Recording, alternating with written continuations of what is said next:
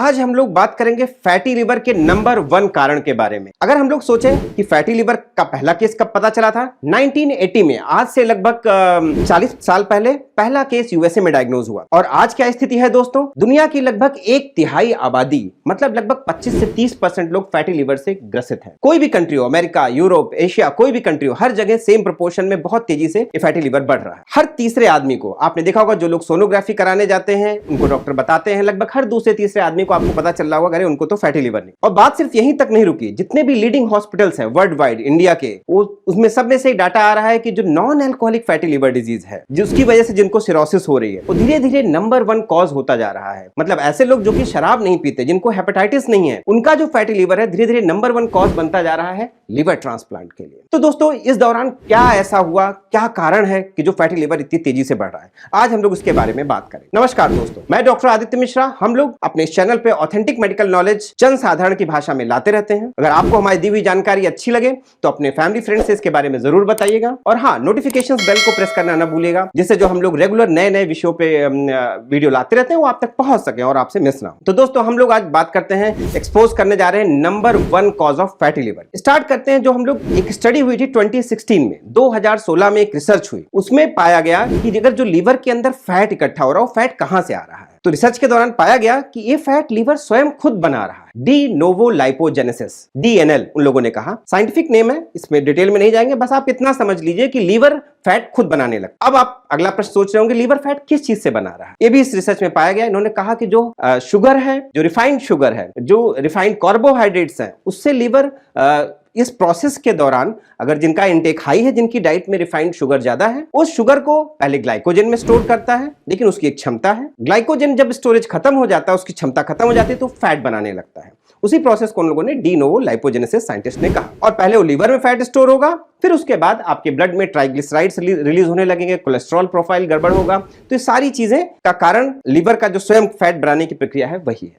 तो सबसे important cause पाया गया कि जो एडेड शुगर है हम लोगों की डाइट। अगर हम लोग एडेड शुगर की बात करें तो चीनी, आपके दिमाग में सबसे पहली बात आएगी अपनी टेबल शुगर के बारे में, जो हम लोग शुगर अपनी चाय में डालते हैं, अपनी दूध में डालते हैं, और इन सब चीजों में मिला के कॉफी में पीते हैं, टेबल शुगर के बाद। फिर और ध्यान से देखें, हम लोग तो मिठाइयों की बात करते हैं, मिठाई, जलेबी, रसगुल्ला, गुलाब जामुन, बर्फी, ये सब हम लोग बहुत फैमिलियर हैं इन सब चीजों से। और इनके साथ एड अप हो गई अपनी वेस्टर्न मिठाइयां, पेस्ट्रीज, पुडिंग्स। तो ये सब हमारे डाइट में काफी ज्यादा अमाउंट बढ़ रहा है, लेकिन ये सब हमें पता है कि हाँ, ये सब हम लोगों के लिए हमारी डाइट में एडेड शुगर है। अब बात करें इन सब के अंदर जो शुगर मिलाई जाती है, उसके मॉलिक्यूल को सुक्रोज कहते हैं। वो 2 मॉलिक्यूल से बना होता है, एक ग्लूकोज, एक फ्रक्टोज। तो जो ग्लूकोज है दोस्तों, हम लोग की बॉडी की सारी सेल्स यूज कर सकती हैं, और लिवर भी यूज करता है। और जो उसका सेकेंड पार्ट है, फ्रक्टोज, वो बॉडी का सिर्फ और कोई सेल नहीं यूज कर सकती, सिर्फ और सिर्फ लिवर यूज कर। तो आप सोचिए, अगर आपने 100 ग्राम चीनी ली तो 50 ग्राम तो ग्लूकोज है और 50 ग्राम फ्रक्टोज है। जो फ्रक्टोज होगा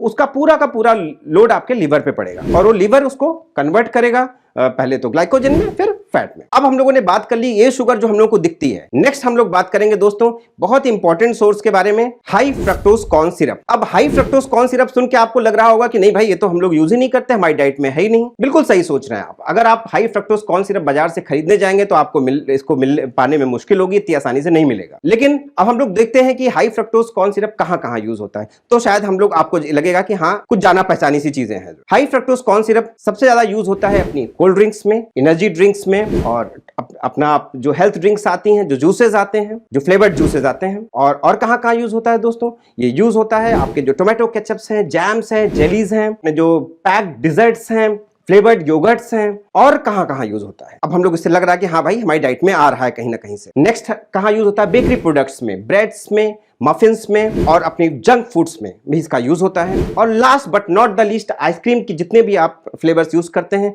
उन सब में मिठास लाने के लिए इसका यूज होता है। हाई फ्रक्टोज कॉर्न सिरप, कई जगह इन्वर्ट सिरप, डिफरेंट नेम्स है, बट दोस्तों एम उसका वही है कि अगर ये चीज ऐड की जा रही है, इसके पीछे कंपनियों का एक एम है कि इसका फ्लेवर इनहांस हो। जो भी प्रोडक्ट्स में ऐड किया जाता है उनकी शेल्फ लाइफ बढ़ती है, मतलब जल्दी खराब नहीं होते हैं। और तीसरी, ये इकोनॉमिकल होता है फैक्ट्रीज के लिए, कंपनीज के लिए यूज करना। तो दोस्तों, ये एक स्रोत है हाई फ्रक्टोज कॉर्न सिरप, जो छुप के आया हमारी डाइट में, हमको लगता नहीं कि सब चीजों में सब मिला होगा। इसी के चलते हमारी डाइट में शुगर का इंटेक बहुत बढ़ गया है। ऐसा पाया गया रिसेंट स्टडीज में, जो एडेड शुगर है करंटली लगभग 20 to 30% ऑफ हमारी कैलोरीज को मतलब योगदान करती है। अब आप सोच रहे होंगे कि कितना होना चाहिए। अमेरिकन हार्ट एसोसिएशन ने रिकमेंड किया कि 10% से कम होना चाहिए एडेड शुगर। दोनों शुगर दोस्तों याद रखिएगा, एक जो हम लोग को दिख रही है और एक जो छुप के आ रही है, दोनों वाली छुपी शुगर जो आ रही, जो हाई फ्रक्टोज कॉर्न सिरप आ रहा है, अक्सर हमारी दृष्टि से छूट जाता है। अगला सवाल आपके दिमाग में आ रहा होगा कि हमारी बॉडी के जो रिएक्शंस होते हैं हमारी वेलबींग के लिए कितनी शुगर की हमें जरूरत है। अमेरिकन हार्ट एसोसिएशन ने कह दिया 10% से ऊपर न जाए। तो दोस्तों नॉर्मल हमारे जो बॉडी के रिएक्शंस हैं उसमें शुगर की जरूरत है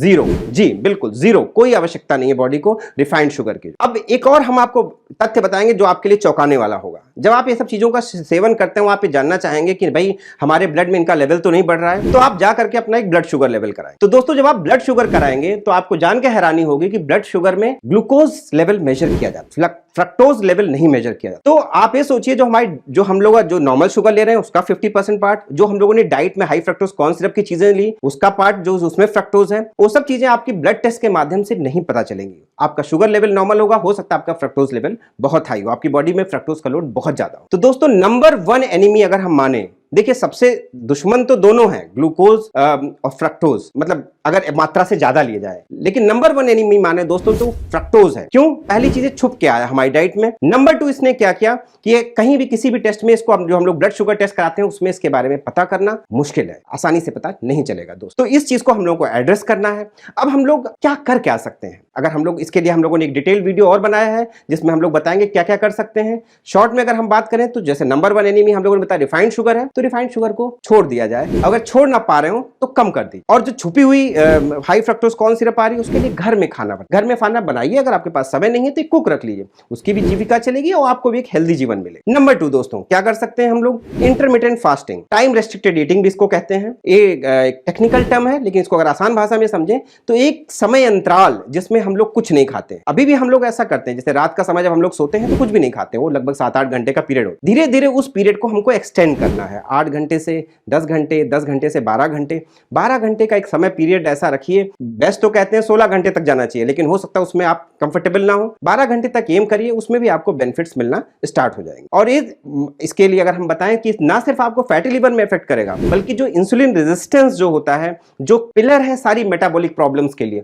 उस इंसुलिन रेजिस्टेंस को कम करता है। और इंसुलिन रेजिस्टेंस अगर कम होगा तो आप समझिए आपको मोटापा, डायबिटीज, कोलेस्ट्रॉल, हाइपरटेंशन, इन सब बीमारियों में लाभ मिलेगा। थर्ड और क्या कर सकते हैं दोस्तों, एक्सरसाइजेस के बारे में अगर हम लोग बताएं, बहुत सारी स्टडीज हुई, उन्होंने प्रूव किया एक्सरसाइजेस ना सिर्फ आपको फैटी लिवर में हेल्प करेंगी बल्कि जो बाकी मेटाबॉलिक सिंड्रोम है, आपकी बॉडी के जो मेटाबॉलिक रिएक्शंस हैं उनको आप में हेल्पफुल रहेंगी और आप इन सब बीमारियों से धीरे धीरे करके मुक्ति पा सकते हैं। एक्सरसाइजेस के बारे में एक चीज इंपॉर्टेंट है कि आप इसको रेगुलर करिए। Consistency is more important than intensity. ये नहीं कि आप एक दिन गए 4 घंटे 5 घंटे कराए फिर उसके बाद बंद है सब। डेली एम करिए, 20 से 60 मिनट तक की एक एम करिए कि आपको डेली 20 से 60 मिनट करना है। हफ्ते में कम से कम 4 से 6 दिन करना है। तो और लगातार इसमें वैरायटी ऐड करिए। अगर आपको जो चीज अच्छी लगती है वो करिए, आप साइकिलिंग करिए, रनिंग करिए, जॉगिंग करिए, मसल बिल्डिंग करिए, योगा करिए, कुछ भी करिए, बट करिए जरूर दोस्तों। तो दोस्तों ये तीनों चीज अगर आप करते रहेंगे तो आप फैटी लिवर से आपको आराम मिलेगा। अगर आपके जानने वाले परिवार या फ्रेंड्स में किसी को भी अगर फैटी लिवर है तो आप उससे ये जानकारी जरूर साझा कीजिए, उनसे जरूर शेयर करिए। और अगर आपको लगता है कि जिनकी डाइट ऐसी है, अगर वो